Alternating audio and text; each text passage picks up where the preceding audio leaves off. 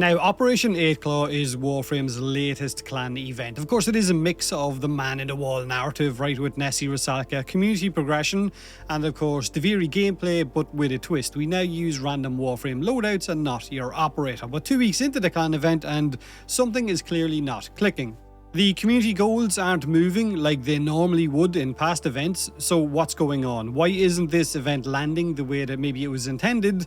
Let me know in the comment section below what you think. Now in this video I want to take a calm, honest look at the event, not to complain but to try and understand, and we will go over the systems in place, the design decisions behind them, and where things might have gone a little bit off track. And of course we'll talk about how events like this could be improved in the future and how this one could still be redeemed. Now, at the centre of Operation 8 Claw is the Dominus Aureus tokens, the currency that you earn by completing Ileweaver missions, which is the new spiral, which you then spend in the event shop, which is Dominus Thrax in your Dormer Zone.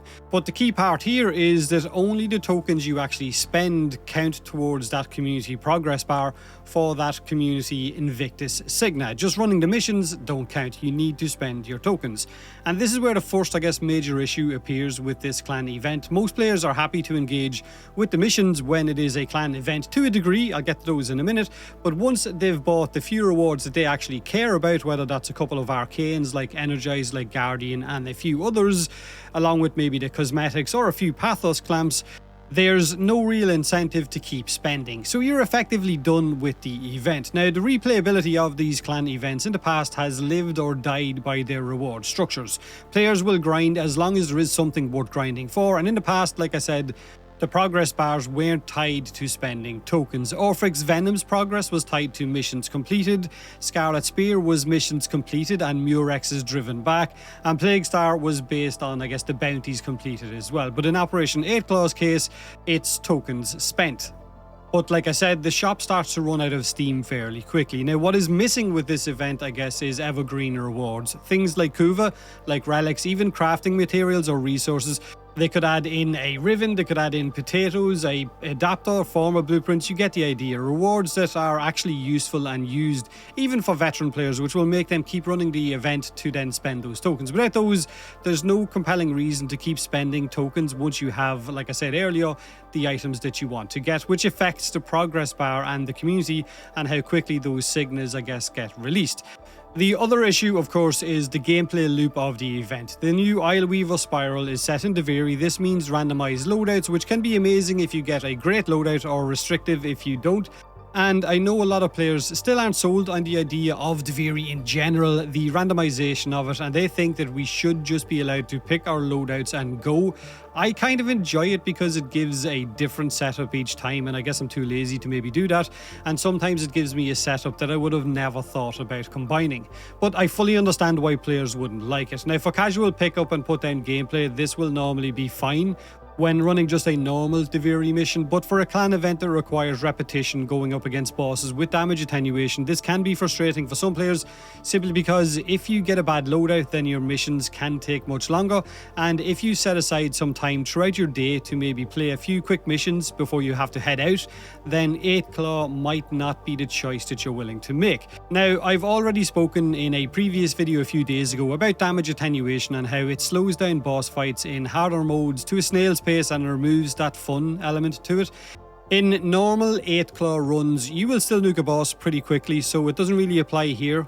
Unless you're running Steel Path Duviri, that's where you will really feel damage attenuation, especially when you combine the random loadouts to having to fight those double fragmented bosses at the end. Now, another thing the event had for the first few days was it had a list of bugs that would stop progress of different stages. Things like objectives not triggering, not showing up, or certain builds defaulting to unmodded gear when you would jump into the mission. So first impressions matter, and this definitely left a sour taste for some players, and while it might not have had a huge impact, it would have still pissed off players to the point where they've said they hate this event and they don't want to run it.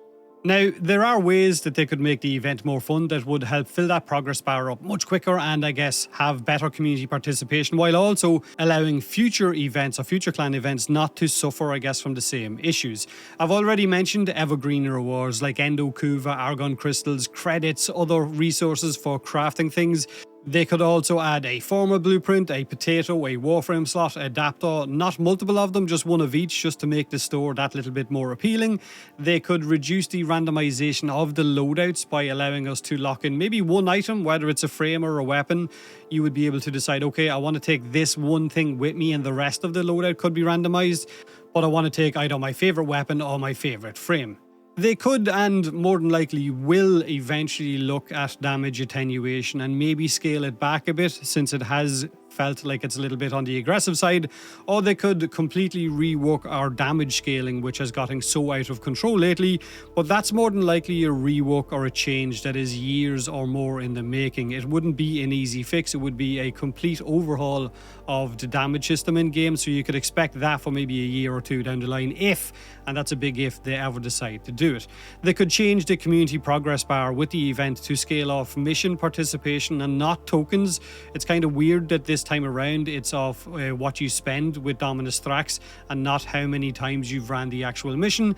So in the end, this doesn't feel like it's about player laziness or even lack of interest in the event. It feels more about incentives and the gameplay loop overall. If those pieces don't line up, then clan events can quickly lose their momentum, and there's a lot that they could do for future events to make them more appealing or more enjoyable. And I'm sure you guys in the comment section below have a few ideas that I haven't mentioned. This is just me kind of, I guess, having a discussion and spitballing off the top of my head. There are 9 days left on this clan event, and it's not a failure, not by a long shot, but it's definitely not moving at the same pace as previous events. We aren't even at 50% yet at the time of me making this video, and I'm sure, right, like in the past, maybe DE will have it coded so that it eventually hits 100% regardless. But just in case, you maybe want to get spending your tokens if you want to get that Signa. Can I be 100% honest though in relation to the Signa? I'm really not sure I like the design of it. I know it is the Murmur enemies and it is Wally's hands, I guess, because it's missing a finger on top of your head. But I'm trying to look at some of my Warframes and I'm trying to think of their fashion, and I genuinely don't know what Warframe I would put this on top of. Maybe Caliban? Outside of that, I don't know if I'd put it on any of them. But either way, let me know in the comment section below how you feel about the event. How would you go about changing it if you're not enjoying it, or what you're not enjoying about it? Have a great day, have a great week, and as always, thanks for watching.